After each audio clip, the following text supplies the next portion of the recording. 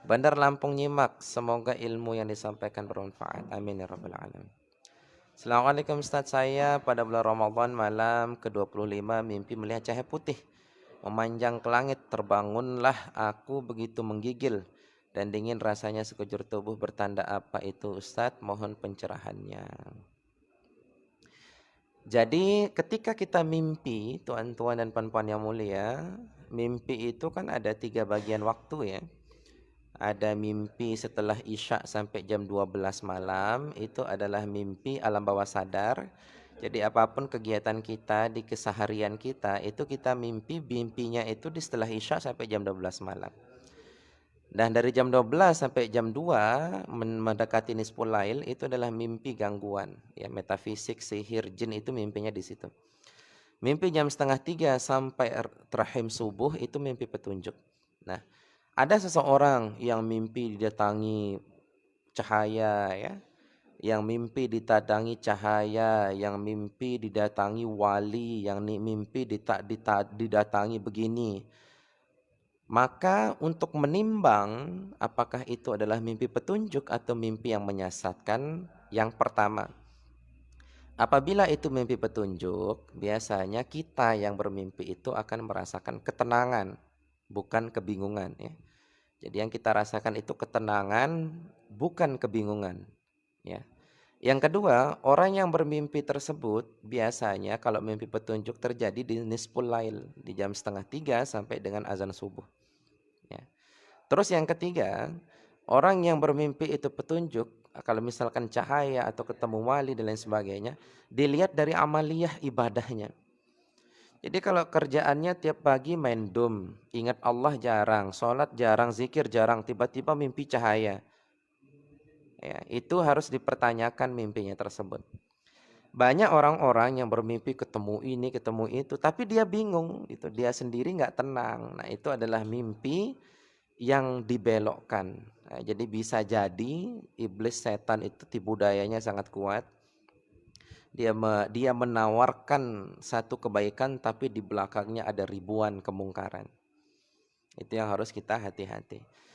Itulah kenapa tuan-tuan ketika ada tuan-tuan yang mengamalkan zikir tahap pertama, saya masukkan ke dalam grup WhatsApp saya dan saya sarankan menggunakan minyak kasturi ruqyah. Ya, karena metafisik itu berbahaya jika tuan tidak terbimbing ya. Metafisik itu berbahaya. Berapa banyak ahli tarekat atau ahli zikir yang berujung kepada sibuk ngumpulin keris. Jadi tangannya panjang, ini gelang ini, karomahnya ini, khodamnya ini, gelang ini, gelangnya sampai siku. Banyak gelangnya sampai siku. Ini yang kami khawatirkan, ya. Itulah kenapa perkuat syariat dulu sebagai pondasi dasarnya dengan membeli kitab fikih ya, yang ditulis oleh Haji Sulaiman, itu ada lengkap ya. Kitab fikih itu dibaca-baca sembari mengamalkan zikir tahap pertama. Terus ada yang mengatakan, Ustadz ini ajakin kita muter-muter, langsung aja instan gitu kan, langsung aja to the point, ke intinya. Intinya itu di perjalanannya Tuhan, intinya itu bukan di hasil. Intinya itu di perjalanannya, bukan di hasilnya. Jadi kalau Tuhan mau simpel-simpel aja nggak bisa, kalau mau instan-instan saja nggak bisa. Assalamualaikum Pak Ustadz. Waalaikumsalam. Waalaikumsalam Mbak bin Cenggu, abang saya, senior saya. Jadi ada pengorbanannya, ada prosesnya. Jadi tujuannya itu bukan hasilnya, tapi prosesnya itu sendiri adalah tujuan. Nah, jadi makanya kita memang harus berlelah-lelah, harus capek dan lain sebagainya. Jadi ada sebuah kisah yang dulu saya menjadikan sebagai dasar pemikiran saya yang disampaikan oleh guru-guru saya. Mungkin teman-teman tasawuf ya selalu menjadikan itu adalah tameng ya untuk melemahkan orang-orang yang bersyariat ya. Jadi mungkin tuan-tuan pernah baca surat Al-Baqarah ketika Allah Subhanahu wa taala memerintahkan semua malaikat sujud kepada Adam kecuali iblis enggak mau sujud. Ya. Jadi tuan-tuan, supaya tuan-tuan lebih memahaminya, tuan-tuan, ketika kita meninjau atau melihat dari sudut pandang syariat, ya, ketika Allah Subhanahu wa taala memerintahkan sujud kepada Adam, iblis nggak mau sujud. Ini menurut metode syariat, ya. Ini menurut metode syariat, sudut pandang syariat. Iblis nggak mau sujud kepada Adam itu karena iblis merasa diri lebih mulia daripada Adam. Salahnya iblis menurut metode syariat, salahnya iblis ketika nggak mau sujud kepada Adam karena merasa diri lebih mulia daripada Adam. Ya, ini menurut metode syariat. Iblis mengatakan aku lebih mulia daripada Adam. Salahnya iblis dalam kisah ini karena iblis tidak berhakikat. Kalau dia berhakikat, dia merasa disolatkan oleh Allah, diibadahkan oleh Allah, maka dia nggak akan merasa lebih mulia daripada Adam. Ini metode syariat. Yang kedua, di dalam metode hakikat, ketika semua malaikat disuruh sujud kepada Adam, iblis nggak mau sujud. Ini dalam metode hakikat. Iblis menjawabnya begini, ya Allah, engkau sendiri yang memerintahkan diriku hanya sujud kepadamu, dengan alasan itu aku tidak mau sujud kepada Adam. Itu kata iblis dalam metode hakikat. Ya. Iblis tetap salah dalam metode ini. Kenapa iblis salah dalam metode ini walaupun dia hanya mau sujud kepada Allah? Karena iblis tidak bersyariat. Ya, sedangkan perbuatan sujud adalah perbuatan syariat. Jadi kalau ada orang-orang yang sholat, ya, ketika dia azan subuh, ya, dia pergi ke masjid, terus dia lihat orang-orang masih tidur, dia mengatakan, kalian ini semua neraka jahanam. Coba kayak saya, rajin sholat, bangun pagi. Ketika kita melakukan itu kita iblis. Karena kita merasa lebih mulia daripada yang tidur. Ada juga orang ketika dikatakan, ayo kita sholat berjamaah ke masjid, dia mengatakan, ngapain pergi ke masjid? Di sini juga ada Allah. Saya juga beserta Allah. Allah juga lebih dekat daripada urat nadi. Yang duduk ini adalah Allah katanya, nggak mau sholat ke masjid. Dia juga iblis. Kenapa? Karena tidak bersyariat. Jadi di dalam sudut pandang syariat, iblis itu nggak mau sujud kepada Adam karena merasa diri lebih mulia. Karena iblis tidak berhakikat. Di dalam sudut pandang hakikat, iblis nggak mau sujud kepada Adam karena hanya mau sujud semata-mata kepada Allah. Salahnya iblis di sudut pandang ini adalah karena iblis tidak bersyariat. Jadi kalau ada orang bersyariat merasa diri lebih mulia, merasa diri paling benar sendiri, paling sholat sendiri, paling nyunah sendiri, itu adalah jebakan iblis. Jadi kalau ada juga orang diajak sholat ke masjid, mengamalkan sunnah, dia mengatakan aku sudah hakikat, aku sudah ma'rifat, yang duduk ini juga Allah, aku juga duduk atas kehendak Allah, jadi ngapain ke masjid, di sini juga ada Allah. Itu juga jebakan iblis. Jadi salahnya iblis dalam sudut pandang syariat, iblis merasa diri lebih mulia daripada Adam. Salahnya karena dia tidak berhakikat. Salahnya iblis hanya mau sujud kepada Allah dengan alasan itu dia nggak mau sujud kepada Adam. Salahnya iblis di sini adalah karena dia tidak bersyariat. Coba dia bersyariat sujud kepada Adam, tapi merasa disujudkan oleh Allah karena Allah kepada Allah, maka syariatnya masuk, hakikatnya masuk. Itulah Muhammad, itulah Ahmad, itulah yang tidak bisa diserupai oleh iblis sama sekali. Itu yang tidak bisa diserupai. Kalau dia menggabungkan syariat dengan hakikat secara bersamaan, itulah Muhammad. Itulah Muhammad sallallahu alaihi wasallam, itulah Ahmad, itulah yang harus kita ikuti. Assalamualaikum Pak Ustadz Malaysia hadir. Waalaikumsalam warahmatullahi. Waalaikumsalam warahmatullahi wabarakatuh. Kadang-kadang ini yang menjadi problem ya. Ketika kita disyirikkan, dibid'ahkan, dikafirkan oleh teman-teman yang katanya mengaku manhaj salaf, kita kebakaran jenggot. Orang-orang sufi kebakaran jenggot ketika dikafirkan, dibid'ahkan gitu. Tapi coba kita lihat di lapangan, berapa banyak ahli tarekat sibuk zikir 10.000, 20.000, tapi subuhnya kelolosan gitu. Berapa banyak ayo, ada yang zikir sampai 7.000, menangis-nangis dalam zikirnya tapi subuh kelolosan. Kan lucu jadinya kan? Artinya apa tuan-tuan? Agama yang benar itu bukan sesuai keinginan kita, bukan yang mau simpel-simpelnya kita, enggak. Jadi syariat itu harus tetap tegak dan berjalan. Tarekat dalam hati harus tetap tegak semua karena Allah. Hakikat dalam jiwa harus tetap bertajalli kepada sifat-sifat Allah. Jadi kita solat, hati jasad solat, hati karena Allah, jiwa merasa disolatkan oleh Allah. Kita zikir, jasad berzikir, hati karena Allah, jiwa merasa dizikirkan oleh Allah.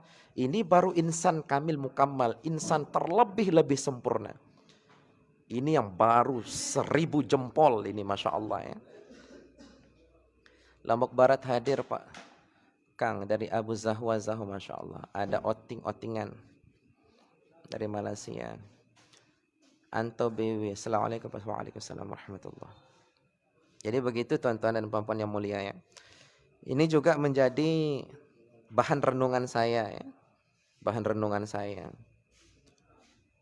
Karena banyak orang-orang yang ingin instan, ya langsung masuk tarekat, langsung masuk hakikat, belajar tarekat, tapi rukun wudhu dia nggak tahu.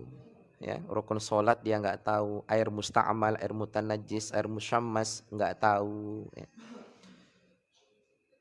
Makanya saya selalu sampaikan kepada teman-teman yang ada, tuan-tuan dan puan-puan yang mulia yang ada di grup, pertama-tama belajarlah fikih, belilah buku terjemahan boleh. Ya, saya juga beli buku terjemahan karena nahu sorof saya kurang kuat. Tapi ketika kami arahkan seperti itu, bawaannya malas gitu. Bawaannya tuh abot, malas.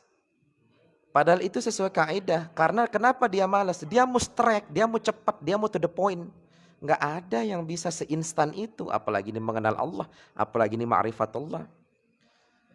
Saya sarankan membeli buku harga 36.000 dulu. Ya, baca dulu itu dari bab toharoh baca. Istinja, rukun wudhu, mandi, tayamum, idzalatun najasah. Terus belajar bab sholat, belajar bab zakat, puasa, haji. Nah setelah paham itu, walaupun nggak hafal, tapi paham aja sedikit tentang ilmu fikih itu, baru masuk ke pengamalan zikir. Itu sebagai penimbang nanti, biar nggak asal tobrok aja. Karena kalau kita langsung ke hakikat, Yahudi kan yang bikin ngebom Palestina kan Allah, nggak mungkin Yahudi bisa ngebom tanpa izin Allah. Orang mencuri kan karena Allah yang gerakin, nggak mungkin orang mencuri berjalan sendiri tanpa kehendak Allah. Kalau Anda langsung berhakikat tanpa lewat syariat, Anda bingung sendiri. Atau Anda salah paham, atau pahamnya yang salah. Ya. Assalamualaikum warahmatullahi wabarakatuh. Ada dari Lumajang, waalaikumsalam. Ada Hashim Ahmad, waalaikumsalam. Waalaikumsalam warahmatullahi. Saya pernah menangani dulu ya. Dulu saya di penyidik 6 tahun. Ya. Suatu ketika di perkara yang saya tangani, saya hendak menjemput tersangka di rumahnya. Lalu di rumahnya tersebut saya dihadapkan dengan kiai yang katanya mursyid tarekat di salah satu tarekat. Ada juga seorang yang dikatakan wali duduk bersama saya ketika itu. Jadi orang kampung mengakui dia wali katanya gitu ya. Terus ada kepala desa, ada camat lain sebagainya.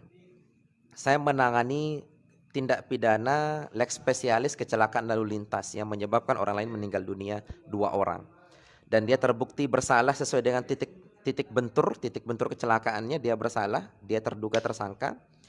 Kami datang ke rumahnya. Apa yang terjadi tuan-tuan? Semua orang di sana termasuk kiainya berdalih dengan hakikat. Apa katanya begini? Pak Ustadz, bukan Pak Ustadz, mohon maaf ya. Pak Komandan, Pak Komandan ini Islam atau kafir? Ditanya saya. Oh alhamdulillah nama saya Islam. Alhamdulillah saya Islam. Ya. Berarti Pak Ustadz tahu dengan yang namanya takdir hakikat datang daripada Allah Subhanahu wa taala. Yang namanya kematian, yang namanya perilaku, yang namanya kematian tempat dan waktu sudah ada ketetapan daripada Allah Subhanahu wa taala. Maka ini bukan salah yang nabrak, ini sudah ketetapan Allah katanya. Ini sudah ketetapan Allah, ini bukan salah yang nabrak. Jadi semua orang di sana berdalih menggunakan hakikat. Ya, jadi dia berdalih kepada takdir, berdalih kepada hakikat, ya, berdalih kepada kaidah-kaidah tasawuf. Lalu saya sampaikan seperti ini. Saya datang ke sini untuk menghukum syariatnya, untuk menghukum jasadnya. Saya tidak datang ke sini untuk memvonis dia masuk neraka atau surga. Surga neraka adalah hak Allah secara hakikat, salah dan benar adalah sudut pandang hukum. Maka salah dan benar dalam hukum itu yang dihukum jasadnya, bukan rohnya. Kalau roh itu masuk surga ataupun neraka, itu daripada Allah Subhanahu wa taala secara mutlak. Ya. Maka inilah yang saya katakan seperti tadi. Jangan sampai kita menjadi jabariyah, terlalu berpasrah kepada Allah, pokoknya semua Allah, kita nggak punya kuasa sama sekali. Jangan sampai kita juga qadariyah. Qadariyah itu mengaku Allah nggak punya kuasa dalam pilihan kita. Gunakan keduanya. Kita jabariyah semata-mata berhakikat, tapi makomnya di dalam jiwa, yaitu di dalam rasa. Sedangkan kita berhukum, kita bersyariat, kita qadariyah itu makomnya di jasad. Ya, makomnya di jasad. Contohnya seperti ketika kita jualan bakso. Jasad kita jualan bakso, hati kita karena Allah, jiwa kita merasa rezeki sudah Allah yang atur. Jadi jiwa ini tetap tenang, hati ini tetap berzikir, jasad ini tetap bersyariat.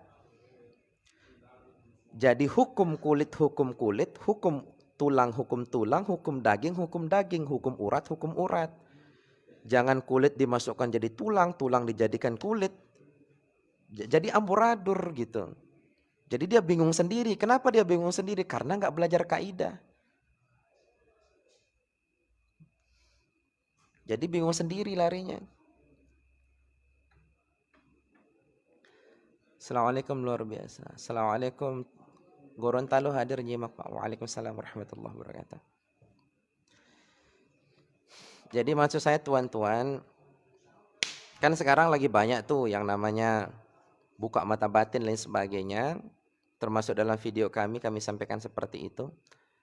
Tapi saya lebih khususkan ya, daripada tuan berlelah-lelah, bersuluk, beriadah hanya untuk membuka mata batin, lebih baik tuan berkorban, berlelah-lelah, mengistiqomahkan sholat berjamaah di masjid selama 40 hari.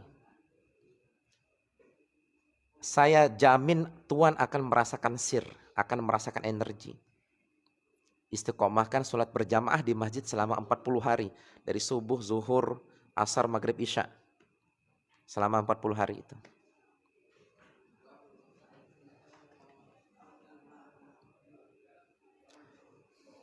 Tapi nanti tuan-tuan, ini kan kami berbicara metode ya. Ini kami berbicara metode. Setidaknya tuan pernah mengalaminya dulu. Kalau tuan pernah mengalaminya, tuan pahami, tuan rasakan. Kalau tuan nggak pernah mengalami, nggak bisa merasakan, nggak bisa menceritakan. Saya izin rubuhkan roomnya. Apabila ada salah kata, saya mohon maaf. Apabila itu benar, itu datang dari Allah Subhanahu Wa Taala. HP saya mau mati 3%. Akhirul kalam. Assalamualaikum warahmatullahi wabarakatuh.